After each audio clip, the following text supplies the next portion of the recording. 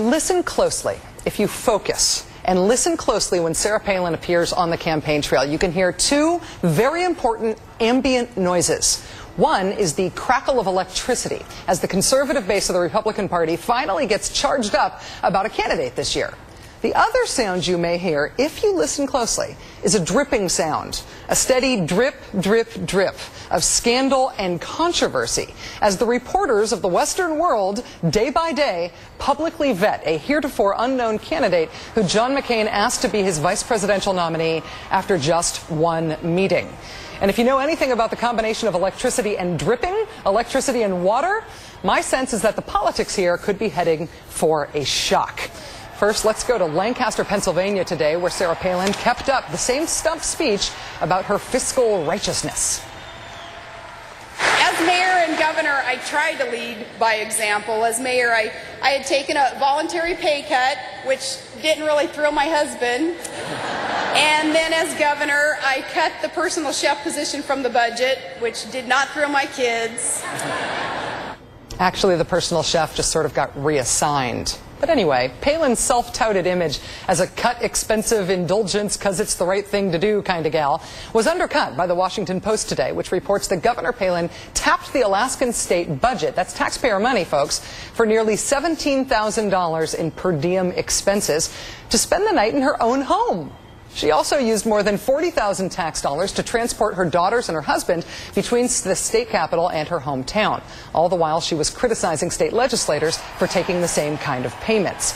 Meanwhile, the one Sarah Palin story to which people outside Alaska actually paid attention before Palin was picked for VP, the Troopergate scandal, that continues, and it seems like it's getting worse. Joining us now to tell us the new twists in Troopergate, live from beautiful Anchorage, Alaska, is Newsweek's investigative correspondent Michael Isikoff. Hi, Mike. Thanks for joining us.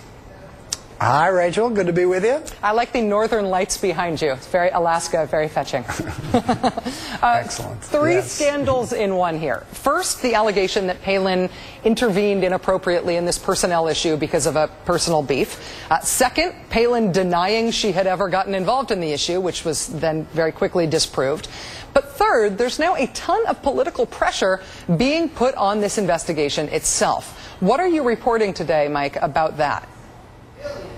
Well, right. This thing has become sort of a political knife fight. What started out as a bipartisan investigation that was authorized by both Republicans and Democrats in the Alaska legislature last July into whether there was an abuse of power here has, with the political stakes rising, become a political food fight. The McCain allies and the Palin allies in the legislature, bucked up by the McCain campaign, are essentially declaring war on the Legislative Council, the body that is conducting this investigation, saying it's been compromised because of statements made by the guy in charge of the investigation, Hollis French, saying he's an Obama supporter who's talking about an October surprise, and therefore this investigation, essentially what they're trying to do is delegitimize it, move it out of the bipartisan Alaska legislature and into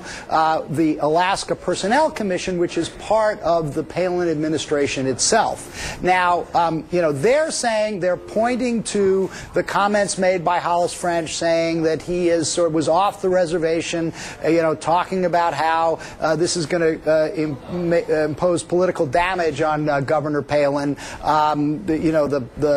Their request, or the request to have him removed from the investigation, was denied yesterday by the guy in charge. He says, look, French isn't the guy conducting the investigation. It's a professional prosecutor named Steve Branchflower, and his report is going to determine what the findings are here.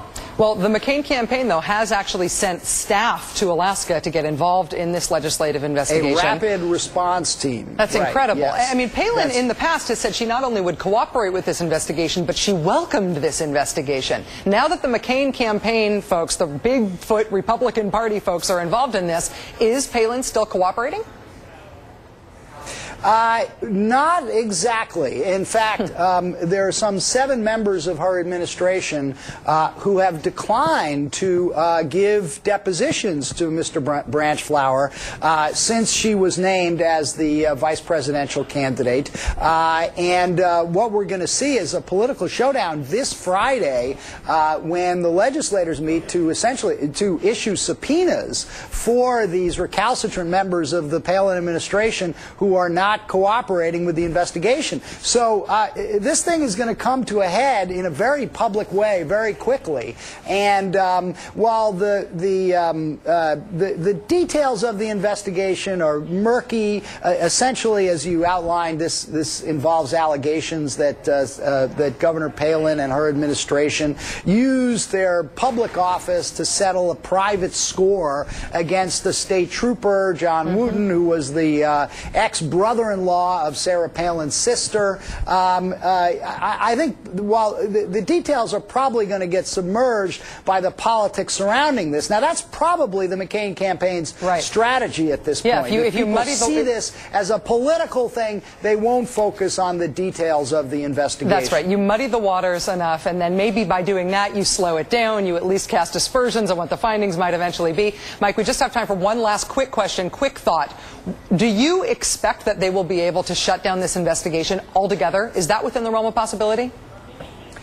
You know, it's very hard to know how this is going to play out at this point because this had such strong bipartisan support when it began. I think what you're going to see is fights over executive privilege. We've heard that before in Washington. Fights about the politics of it. There will be a report. I don't think that the ultimate findings are going to find violations of the law by Sarah Palin, but they do hold the potential to raise questions about her credibility when she claimed originally that there was no pressure to fire Wooten. And, you know, one thing, I think we've talked about this before, Sarah, iron law of investigations, we've learned it time and time again. When there are emails, embarrassing stuff comes out. Steve Branchflower, the special counsel, is going after the emails. If he gets those emails within the governor's office, it is likely some things that are not pretty are going to be publicly exposed. When people are emailing each other and they don't think it's for public consumption, that's where you say the things you get embarrassed about. Newsweek's Michael Isikoff, thank you so much for joining us. Good luck up there. Thank you, Rachel.